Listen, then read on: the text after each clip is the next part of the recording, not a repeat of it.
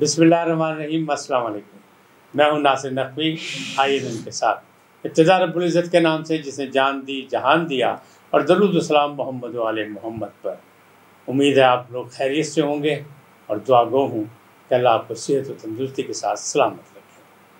नाज़रीन किराम, आमिर लियाकत हुसैन एक लेजेंड और एक ऐसा शख्स जिसके मुख्तलिफ हवाले, लेकिन अफसोसनाक बात कि सानहाती तौर पर उसकी मौत वाक़या हुई। अब कब्र कुशाई की बात हो रही है तो उसका फड्डा क्या है?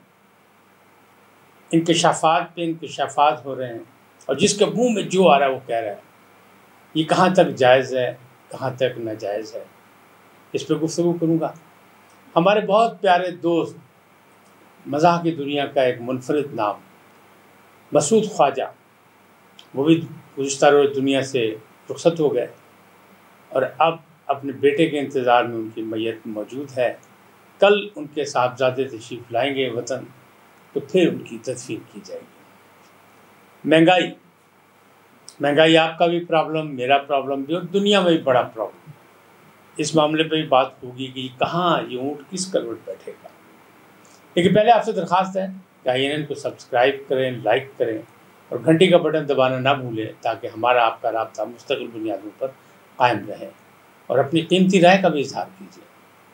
नाज़रीन किराम, कब्र कुशाई का फड्डा। गुज़िश्ता रोज़ मैंने जो विलाग किया था उसमें कुछ चीज़ें की थी, बताई थी, लेकिन अब मज़ीद बातें आगे चली हैं कि एक अदालत ने इजाज़त दी कब्र कुशाई की एक शहरी के कहने पर। सवालिया निशान ये है कि आखिर जब अहल खाना नहीं चाहते तो वो क्यों कर रहे हैं। लेकिन ज़रा ये कह रहे हैं कि उस शहरी ने अदालत में कुछ शवाहिद दी हैं, जिनमें सबसे बड़ी बात ये है कि गैर मुल्की डॉक्टर हैं, पाकिस्तानी नसाद हैं, लेकिन उनका दावा है कि उनके पास एक्सरे मौजूद हैं, उनके पास इस बात के सबूत मौजूद हैं कि उनके जिस्म की हड्डियाँ टूटी थी। इसी तरह उनके नौकरों के जो बयानात हैं वो भी आपस में नहीं मिलते हैं। उन्हें जिन्हें अस्पताल ले जाया जाता था, बाद में दूसरी जगह क्यों ले जाया गया, क्या हुआ क्या नहीं हुआ, ये सारी चीज़ें। तो ये वो मामलात हैं जिनकी बिना पे ये मसाइल आगे बढ़े। और अब फड्डा क्या है? एक है अखलाकी, एक है मजहबी जो उनका ईमान था दीनी, और एक है सियासी जो वो सियासी भी शख्स थे। पहली बात अखलाकी ये है कि आम तौर पर कब्र कुशाई की इजाज़त देना या कब्र कुशाई कराना अच्छा नहीं समझा जाता हमारे मुआशरे में। कि जब इंसान को रूह परवाज होने के बाद अल्लाह के हुज़ूर कर दिया गया, सुपुर्द खाक कर दिया गया, तो उसकी कब्र कुशाई ना, उसको कहते हैं कि मुर्दा ख़राब करने वाली बात है। लेकिन अहले खाना चाहते हैं कि ऐसा ना हो। उनके साथ जो भी बीती, पहली बेगम, दूसरी बेगम, तीसरी बेगम, उनके करीबी दोस्त जो फलाही कारकुन हैं, रफ़ाए अम्मा के काम करते हैं, ज़फ़र अब्बास या मुज़फ़्फ़र अब्बास, कराची के बड़े मशहूर शख्सियत हैं, उनका कहना है कि इन दिनों में, आखिरी दिनों में वो बड़े डिप्रेस थे आमिर लियाकत हुसैन।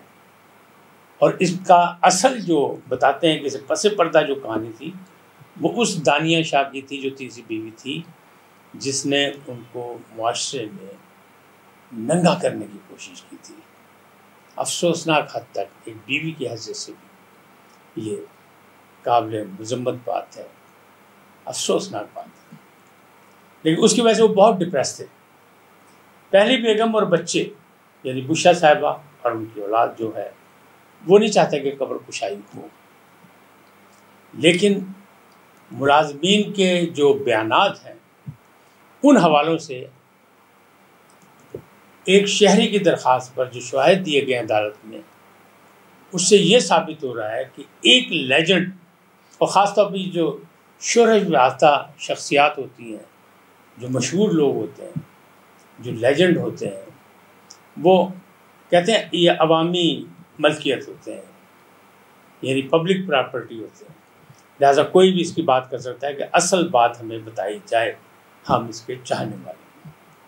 तो वो बात तो हो गई, एक शहरी की दरख्वास्त चली गई, उसने शवाहिद भी दी, उसने क्या शवाहिद दिए क्या नहीं दिए, क्योंकि जो है ना वो मुबश्शिर लुक़मान और बहुत से लोग ये कह चुके हैं कि ये बात समझ में ना आने वाली है कि कमरे के अंदर जनरेटर क्यों रखा गया। اس کا مطلب یہ ہے وہ جو دھواں جو پھیلا جس کا نام کیا گیا، اس کا مطلب یہ ہے کہ اصل واقعات سے رخ موڑنے کی کوشش کی گئی، ایک یہ نشاندہی ہو رہی ہے۔ دوسری جانب یہ کہ جو ایک نوکر کہتا ہے کہ ایک چیخ کی آواز آئی، دوسرے کہتے ہیں کئی چیخوں کی آواز آئی، اس پہ بھی یہ ہو رہا ہے کہ ان پہ تشدد کیا گیا، جیسے یا گھبرا کے وہ چیخے یا وہ مایوس تھے، بہت پریشان تھے۔ ہم تو کہتے ہیں کہ جب انسان دنیا سے چلا گیا، انسان غلطی کا پتلا ہے، اس کی غلطیوں کو عام آدمی بھی معاف کر دیتے، اس لیے کب اس نے خود معافی مانگنے نہیں آنا، لہٰذا ہم سب کا فرض ہے، ہم سب نے جانا ہے، تو ہمیں دنیا سے جانے سے پہلے معافی تو مانگنی چاہیے۔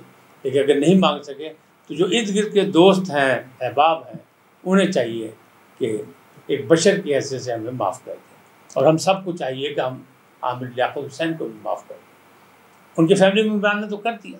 اچھا، یہاں ایک اور نقطہ بھی ہے کہ مسلکی اعتبار سے کیا ہے، فقہ جعفریہ کے تحت تو قبر کشائی منع ہے، تاہم اس میں بھی اجازت ہے کہ اگر کسی ملزمان کو یا ملزم کو یا مجرم کو کافر کردار تک پہنچانا ہے تو پھر مجبوری ہے، پھر ضرورت ہے۔